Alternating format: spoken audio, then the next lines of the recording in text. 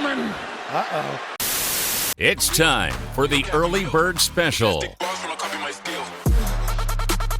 Bringing you the best stories from the world of sports and sports entertainment. Now, here are your hosts, Sparky and Burdick. Welcome back. Early Bird Special on this Fantasy Friday. And as we're going to do for you here the next couple Fridays, we're going to break down our top, 10, 12, 15, depending on the position. You might get a little bit longer when it comes to the wide receivers, but we're going to give you your top 12 running backs today, along with 3 sleeper picks for you guys who are fantasy football fans out there. I know everybody is eagerly awaiting your fantasy draft here. Most likely, I would assume, in the next 2 weeks. That's when we have ours around Labor Day. Actually, I think we have ours on Labor Day this year, if I'm not mistaken. Thank you, Sparky.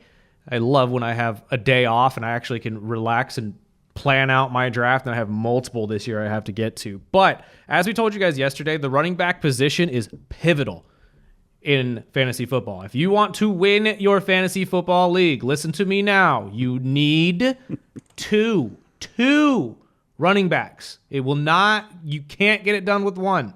I don't care how good they are.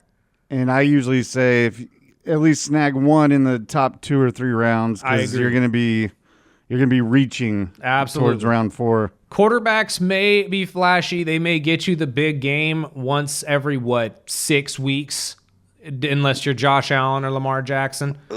But when it comes to winning championships in fantasy football, the running back position, in my opinion, is the number one position. I know everybody loves to talk about wide receivers, and granted, yes, tons of them. Huge. But yes, there are tons of wide receivers. And the beauty of the wide receiver position is there are so many sleepers every single week that could break out at any point in time. So you can make a living on fantasy football, literally just running the waiver wire on wide receivers. Yep. You really can. I've seen it done before, and it actually has won people championships before. It's crazy. And tight ends. Tight ends too. Yeah. Unless you get one of those guys that are, the number one, your Brock Bowerses, you don't need another tight end, obviously.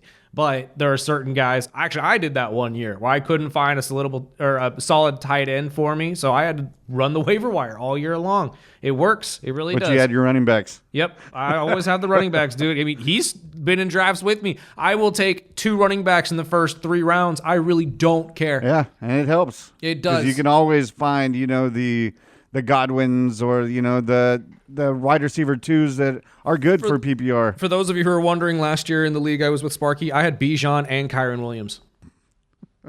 Yeah, there's a reason I was in the playoffs. Let's get to our top 12. Do we want to start from 1 or you want to start from 12? With running backs, we'll probably run down our top 5 or 6 just because a lot of them, everyone knows the names, the top backs. And I'm sure we have the same, probably just in a different order. Okay. Well, if we're going to go top 6, let's start from number 6 then, just so we can end with number 1. My number 6 of the year is going to be Derrick Henry of Baltimore. Obviously, the Baltimore Ravens, we've mentioned it multiple times while talking about our previews of the NFL, the most loaded team this year by far on roster. Derrick Henry is always a dominant force. He has never really taken a step back. And I believe this is going to be the year where you finally see the Baltimore Ravens literally just run all over everybody. The beauty of Derrick Henry is he gets a lot of touchdowns. Unfortunately for him, the guys I have in front of him just happen to get more yards and touchdowns than him and have more breakaway potential, which also factors into fantasy football because if you can get a guy that can break away for a 40, 50-yard touchdown, you'll get bonus points for that. So Derrick Henry, although being a consistent workhorse for anybody's fantasy football team, I highly recommend you draft him if you have the opportunity to do so, especially if the other 5 are gone. But he is still going to be number 6 on my list. My number 6 is Ashton Genty. I think he's going to get plenty of carries. Obviously, you don't know what you're going to get, but you've seen what he can do in college. And I think with the Pete Carroll type offense, I think he's going to have plenty of opportunities to do so. Usually, rookie running backs, unless it's a big name like Ashton Genty, they're going to go quick, especially if you play with a lot of Raider fans. Mm-hmm. So I have him at 6. That's a good pick. I have him pretty high up here, but he's not in my top 6, unfortunately. My number 5, I got Kyron Williams. Last year, we saw a breakout year from Kyron. He scored in dang near every game he played in. And it was so much so that he was the dominant running back in fantasy football for a good portion of the year outside of Saquon Barkley. But I think this year, especially with the injury question marks around their starting quarterback right now, I know there's a lot of people in LA that are telling us, don't worry, it's not that big of a deal. Until I see otherwise, I'm going to say it's a big deal, especially when it comes to the back. So if that is the case, they're going to be going to their workhorse of last year, which was and continues to be Kyren Williams, and I believe that he's going to get those goal line opportunities this year that he got last year. I like it. Number 5 for me is James Cook. I think he's going to continue to be that touchdown guy. You put a Buffalo in the... I did. What? But I also think that he's not going to get as many points as he did last year. He's paid. And I think the offense is going to be a bit different in Buffalo, but I think James Cook is a top 5, top 6 running back. Well, look at Sparky warming up to the Buffalo Bills I'm not warming little. up. But I just know my fantasy. You know, that's fair. That's absolutely fair. And we're talking about a guy who scored 18 touchdowns last year. He was on my list for a while until I really kind of boiled down what I was thinking how this season was going to go. How Buffalo's going to be. And unfortunately, he kind of fell off into the 15 range for me. Not to say he's not going to be a contributor to that offense, but I just think a lot of these guys coming up are going to be a lot better this year than we saw last year. It's hard to get, 18 more touchdowns every year. Exactly. And I mean, we saw it with Jamal Williams. I mean, with the Saints when he had that 1 year of, I think, 20 touchdowns, something very close to it. Monster did it a couple years ago. Yeah, and then they just fall off. So it's a good possibility that James is one of those people that does that, especially now that he got paid. Let's not forget that a lot of the times when these guys get paid, sometimes their production could drop off. So it really matters that way too. Number 4, what I got, and it's solely because of the injury proneness, it's Christian McCaffrey. I love Christian McCaffrey in fantasy football. Christian McCaffrey, when he is healthy, is a gold mine. When we talk about a running back that can run you to the playoffs by himself, that's Christian McCaffrey.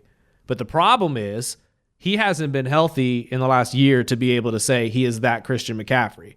Those of you who had him last year or the year before that, when he half of the season was dropping 30-point bombs on teams and then the other half didn't show up at all because he was injured, you understand how frustrating it can be to draft somebody of that caliber and that potential and not get it out of them. That's why I am so skeptical about taking him every single year, because I don't know if he's going to be healthy or if we're going to get the Christian McCaffrey that we need to win a championship in fantasy football. So because of that, I put him at number 4 solely because of when he is on the field, we're talking 25-point minimum. Yeah, he's a game changer when he's healthy. Number 4 for me, I have McCaffrey on my list, but he didn't make my top 6. Number 4, I also drafted him last year, Yeah, so I, so you're I a still little have that spurned by bad that, aren't taste you? in my mouth still Yeah. with him. No, but I number understand. 4, I've got Derrick Henry. He's a workhorse. I think the only problem is with Derrick Henry, he gets his carries, he gets his touchdowns, but when he's on a team with Lamar Jackson, sometimes, just sometimes, these goal line touchdowns get to Lamar instead of Derrick Henry, but he's still a top 5 running back no matter what way you look at it. I have him at 4, and now we're in our top 3. What you got? Number 3 is the Madden cover himself, Saquon Barkley. Until I am proven otherwise, the Madden curse is real. Okay? That's why he's at 3. Because now I'm seriously curious if this thing is going to spread from Christian McCaffrey to Saquon Barkley, who also, let's not forget, once comes in with a lot of pressure with the Giants, because I drafted him very early in his career and had the ACL. We have to take into account that these things do factor in. So, Saquon Barkley, although being on arguably the best offense in football and behind the best offensive line in football, and that is not arguable, he's going to produce. He's going to be Saquon Barkley. We just have to hope and pray, much like Christian McCaffrey, that he stays healthy. As long as he stays healthy, much like Christian McCaffrey, game changer, 20-point minimum. He could really go off for you on any occasion. Only difference with Christian McCaffrey is Saquon Barkley has the unfortunate benefit, I guess, to having a great offense around him, which means any point in time, Jalen could score instead, AJ could score instead, anybody else, Devontae, Smith. everybody. Yeah, it could be anybody except Barkley. Although Barkley has always gotten into the end zone when needed, and he is huge in terms of those breakaway points that I was telling you about earlier. Nobody breaks away more than Barkley and the guy I have at number 1 on this list. It is obviously putting him above Christian McCaffrey in terms of how potentially he could be good for your team. But the injuries just kind of make me wonder, and the Madden curse 100% makes me wonder. So that's why I dropped him down a little bit. My top 3, I'll run them down real quick because we're running into a break. But number 3 for me is Jahmyr Gibbs. I like the kid. He's one other thing is, I think for the first time in a long time, both running backs are going to be healthy starting into the season. I love Gibbs. I love his work ethic. And I think how Detroit is going to be a bit different with that offense. I think, they're going to lean on more of the running this year. I still think, St. Brown and Jameson Williams will get theirs. But my number 3 is Gibbs. Number 2 is Bijan Robinson. Obviously, he could be number 1 for a lot of people, but I have to go with number 1 with Saquon just because it's Saquon. Not because of the Madden curse, but I just think that offense runs through Saquon Barkley. And one good thing is I had him in a couple leagues that I won last year. And not only is he Saquon Barkley, but he's one of those running backs that can just change a game in one run real quick. I think I was up by 6 going into the fourth quarter, and he not only ran for a 40-yard touchdown, but he ran for 2 40-yard touchdowns with 6 minutes left in the game. Right. So I've always got love for Barkley, and until something changes, I've got Barkley at 1. I understand. Like you, I have been spurned by Barkley before. I know the injury history, and I'm telling you, dude, the Madden curse is real. It is 100% real, just like the sophomore slump. You guys are going to be seeing it this year, and I'm just going to say, during the season, I'm going to be saying I told you so. I'm warning you now. Unfortunately, I may be wrong. Who knows? I'm always okay with being wrong at the same time. My 2 and 1, I have the same players as you, just in different order. I have Gibbs at number 2. I love what I see from him last season, and I agree with you. Both of them coming in healthy this year is going to make a huge difference. You're going to have Sonic and Knuckles from game 1, hopefully until game 18.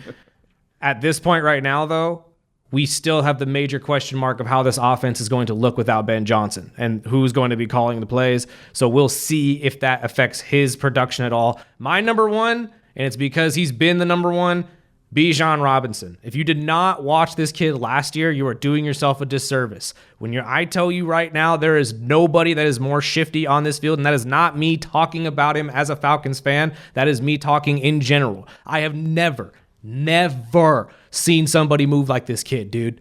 Never.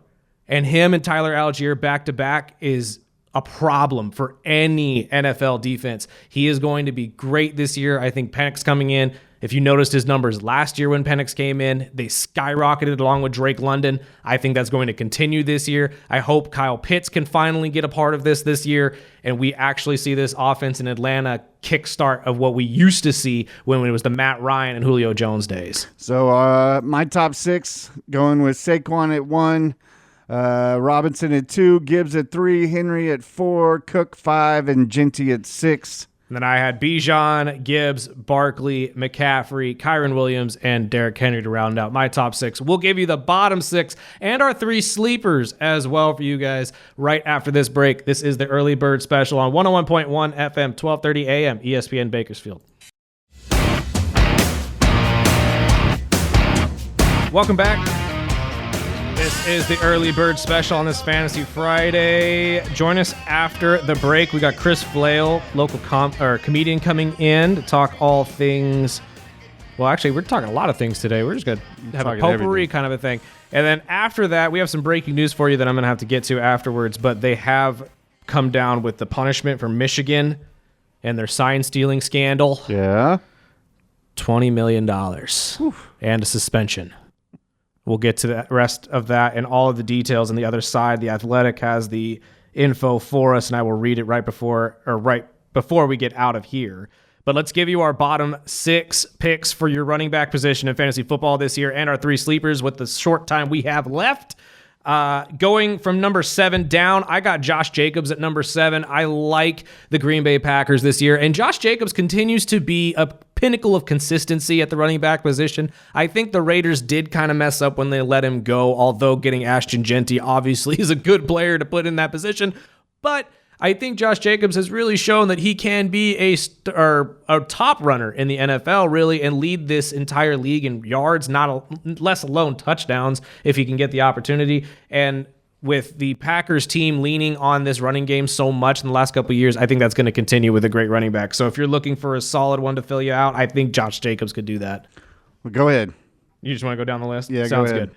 Number 8, I have Jonathan Taylor with the Colts. Because of the quarterback situation, I expect him to run the ball a ton, especially if it's either Daniel Jones or Anthony Richardson, because the only thing either of those two men can do is run the football. So Jonathan will most likely benefit from that and hopefully jump back into the top 10 of running backs. Number 9, anybody who's the starting running back for the Chargers. That is Amarian Hampton or Najee Harris. The only reason I say that is because we have no idea which one the starter is yet, but whomever that starter is going to be will be a top 10 fantasy running back. I promise you, nobody is going to run the ball more than the Chargers and Harbaugh this year. It's just going to happen, so that's going to benefit you. Alvin Kamara is who I have at number 10. The Saints are ugly as hell when it comes to the offensive side. I do not care for them, but there is always one pinnacle of consistency on that offense, and it's Alvin Kamara. He will always catch passes. He will always score touchdowns, and that's going to benefit you in fantasy football. Number 11, I got Joe Mixon in the Houston Texans. I think he's going to be spreading the love a little bit more with Nick Chubb than he's used to. But Joe Mixon, much like a lot of these other guys that I've mentioned, gets into the end zone a ton during the season. That is what he does best, and I assume Houston is going to continue in that trend. Rounding out my top 12, I got Ashton Jeanty. I think the rookie is going to be the most standout rookie this year by far on the offensive side of the ball, and he's going to make it known that he's going to be next year top 10, if not one of those top 5 running backs we talk about in fantasy football. I just think because of what we may or may not see from the Raiders this year in this offense being brand new, it could look ugly at points, which means there's going to be games where he's not going to be doing very well. So he's not exactly cracking into that top 10 for me just yet, but I do think he's one that you should keep your eye on. Well, my bottom 6, 7 through 12. Number 7, I've got A-Train. Devin A-Chain, I think he's proven that he is a workload. He could carry the workload. I still think they'll mix in, the other running backs that I've thrown out. I think he's good for at least a top 10 running back.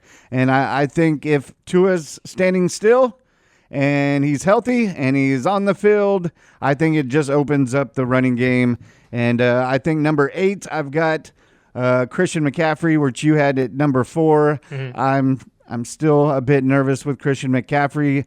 Plus, I'm not 100% sold on this offense in San Francisco until I can see that they can play solid football. I mean, hopefully we can scratch last year and just act like it didn't happen. But if McCaffrey's healthy, McCaffrey's a top 10 running back, usually a top 5 running back. But I'm just maybe just thinking about last year too much. Not to cut you off, but let's also remember that Kyle Shanahan has always had a dominant running back, even stretching back to his Atlanta days. Of course. And number 9, I've got Josh Jacobs, kind of close to what you had with Josh Jacobs at 7. He's a solid running back. I'm not sold on the Packers being as great of a team as they were last year, but Josh Jacobs will get his. Number 10 for me is Kyren Williams. I love the guy. He's a solid running back. If he could stay healthy, he gets his. I'm also nervous that Jimmy G is going to start the season. And if he doesn't, we might see Stafford on the shelf early in the season. Number 11 was a kind of a reach, but with Bucky Irving, I like the running back. I like what the Tampa Bay Bucks, not only do they have a good, easy schedule, so the running back will get his, but with the offensive team that they have with the receivers, I think it just opens up a good running game. Mm-hmm. And Bucky Irvin, I think he can take that step forward and be a top 12 running back. And to wrap up the list, I threw in Chase Brown. Ooh. And only because of the offense. The Bengals put a ton of money into that offense, and I think players like Chase Brown could benefit on having, T. Higgins and Jamar on that team stretching the field. Fair. And we saw a good stretch of games where Chase Brown looked like he could be a fantasy stud, right? He kind of fizzled out for me towards the end of the year. That's why I stayed away from this year. Do you want to run down our sleeper picks real quick for the last 3 minutes? We'll wait. We'll hold off until 8:30 because we've got a stack from the listeners as well. Okay, fantastic. Well, that's our top 12 right there for you in fantasy football.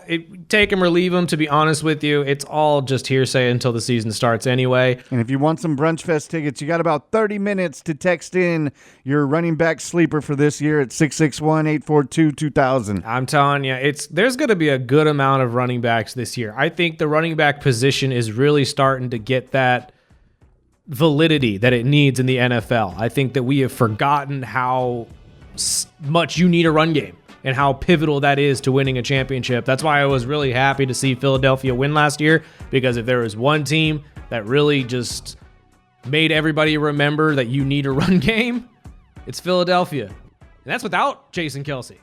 Imagine if they had Jason Kelce. I don't care what people say. That man will go down as one of the best centers in football, even though it's really just because he's so popular. But it is what it is. We got to take a break. Right after the break, we're going to talk to our friend Chris Flail, local comedian. He's got a couple shows coming up in Tehachapi that he's going to talk to you guys about. Plus, we're going to talk about some wrestling, too. I want to get his thoughts on this entire Karrion Kross situation. Now we know Scarlett was never offered a contract. Interesting. This is the Early Bird Special right here on 101.1 FM, 1230 AM, ESPN Bakersfield. Welcome back. Big shout out to our boy Chris Flail. Check him out on Instagram, Facebook. His reels with his wife are hilarious. Yeah, they're very funny. Just look up Chris Flail Comedy. And check out his show coming up at the end of the month out in Tehachapi. We'll share the information, and it's for a good cause. Or if you're in the San Francisco area, go check them out over there. If those competitions are live, that'd be kind of fun to see. I would assume some of the best comedians in the area, or at least in California, are going to be a part of it. But before we get to some major story of the day, which is Michigan's fine being brought down for this whole sign stealing situation, let's wrap up our fantasy football running backs and our sleepers. We'll give you hours, then we'll read your text messages and give out some tickets here before we get to our final story of the day. Personally, my sleepers for the year for you to look out for at the running back position, I got Tank Bigsby coming in first. Last year, splitting carries in Jacksonville, Tank did very well, and honestly, he had moments of looking better than the starter. I think there's a lot of question marks this year when it comes to Travis Etienne. I'm not sure if his longevity in Jacksonville is going to be coming up here, but it is definitely a question mark, so I would look out for Tank Bigsby potentially to be that flex player you could pick up late in the draft, or even pick up first week in free agency. So that's a good one for me. Do you want to go down all of them, or you want to give yours first? And my next two, I got J.K. Dobbins. J.K. Dobbins going in with Denver. I think everybody forgets how good of a season he had last year with Harbaugh. I think Sean Payton plans to continue that. Sean Payton in his offenses has always had a sustainable run game as well. You go back to the Saints days when he had Mark Ingram, Reggie Bush, Deuce McAllister. I mean, it goes down the line. It is really one of those situations where I think that J.K. Dobbins is going to benefit from that, and going with somebody like Bo Nix, who is getting nothing but positive reviews from opposing teams. People are really starting to say that Bo Nix is taking that step forward. So I think that you could really look at it and see that J.K. Dobbins can continue the success he had with L.A. last year over in Denver. And then my last one is my first handcuff of the year. Rachaad White and Bucky Irving together in Tampa Bay could be a really good 1-2 for you. I would still get one of the top 10 running backs that we mentioned earlier if you're going to go this route. But if you're somebody that likes to run 3 running backs in a game, you can't go wrong with somebody like Bijan Robinson in the first round, and then Rachaad and Bucky paired together at your 2 and flex positions. That's a good question. I'm going to ask is, do you get both of them? Sometimes you have to. Like, honestly, throwing this out there, Tyler Algier and Bijan Robinson is another really good handcuff together. Because I just can't pull myself to do that. If you have a top 10 run game in the NFL, it benefits from getting both of the running backs that would contribute to that. Of course, it's just different strategies. I've done that early in my fantasy career, and sometimes it bites you in the ass when that team is not as one game they have 4 touchdowns on the ground and you're like living life perfect, and the next week they go away from running as much or they go up against the top rush defenses. Right. But my 3 sleepers, number 3 would be Aaron Jones out in Minnesota. That's a good one. We're kind of still waiting to see the verdicts out for J.J. McCarthy, but I do like Aaron Jones, and I think that Minnesota defense is going to just go hand in hand with that offensive. With Minnesota, they've got 2 great receivers, 3 if you want to add one of them, but I think Aaron Jones is a solid running back and a good sleeper. Number 2 would be Kenneth Walker in Seattle. We've heard a lot that Seattle's backs are healthy. You know, Kenneth Walker's had injury I'm so plagued skeptical seasons. about Kenneth Walker, man. I've tried a couple. He's kind of feeling like Kyle Pitts to me at points. Well, he saved me. I picked him up off waiver wires a few years ago, and he saved my season a few times. And then my number 1 sleeper would be Amarian Hampton out in the Chargers. You had him at 9 on your list. Whoever's the starting running back. Exactly. I'm going to steer away from Najee just because it's Najee Harris, and I'm nervous about I think this Hampton kid can seriously take his carries away, and we all know the Chargers are going to be run heavy. So I think that would be my number 1 sleeper. He could be, in your top 12 list as well, but I've got Hampton as my sleeper. I just think the amount of touches that these running backs are going to get in LA, in both teams, right? The Rams and the Chargers, you're going to see a lot of running football in LA this year. You really are. So if you're a running back fan, I think that is going to benefit you. Or at least you're going to enjoy some football on the West Coast. So with our listeners texting in this morning, their sleepers, I'll run these down. The first one was Hampton. He said he better be on your list. Oh, 100%. The next one is Javonte Williams is his sleeper. Raheem Mostert is a sleeper. He said, I don't think he'll get the yards, but I see him getting a ton of goal line work.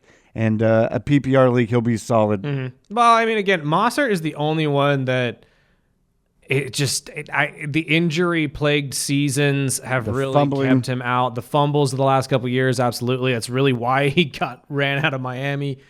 I mean, I think that he has the ability, but he needs to be in an offense that just fits him and can allow him to protect the football. And if with Pete Carroll, maybe it does. Maybe with the rookie in there. I'm not sold on this offensive line, man. That's why I have Genty at 12. I believe Genty could be that guy, but I just don't know if the Raiders have the offensive line that's going to be sustainable to make it happen. And this one says, hi guys, Carlos here. My sleeper is Jordan Mason. Now on the Vikings, I feel like he will share the load with Aaron Jones, eventually take over. He was a monster when he took over for McCaffrey last year. And the Niners team, big shout out to 24KG. I could see it, Carlos. When it comes to the Minnesota Vikings, I think they're going to be really pass heavy this year. I think you're going to see a lot of J.J. McCarthy and a lot of Jay. Obviously, the Jet is going to be running all over the place. Although, Aaron Jones, you're right, the last couple seasons with the Packers hasn't exactly been the most healthy. His style of running doesn't play all year without some sort of lingering injury. So maybe you could see a little bit of a jump up there. I'm dealing with Jordan Mason. He was a gem for me when I picked him up last year off waivers, but then he got hurt. Yeah. And I'm like, okay, well then there was a roulette of running backs out of Frisco that I had to rely on with McCaffrey out. But see, that's I shouldn't say issue, but that's what you're going to see a lot of. I mean, I know you're asking earlier about pairing a lot of these running backs together. Sometimes you have to because the NFL has really moved to a 2-back system in most cases. Outside of teams like Philadelphia and, well, really San Francisco when Christian McCaffrey is healthy, most teams run 2 running backs. You'll see a power guy and a speed guy. That's just kind of how the league is evolved. And a lot of teams are running a lot of these running backs into slot positions now. So we'll see a lot of different type of formations this year. I've seen a couple teams with 3 running backs on the field at the same time. So we'll see some difference. I like the sleepers. The last one is Tony Pollard. He said maybe a third to fifth round pick is going to be a highlight of scoring touchdowns Absolutely. You know what? I forget Tony Pollard is on that Tennessee team too, and he is the number one running back down there. He finds the end zone.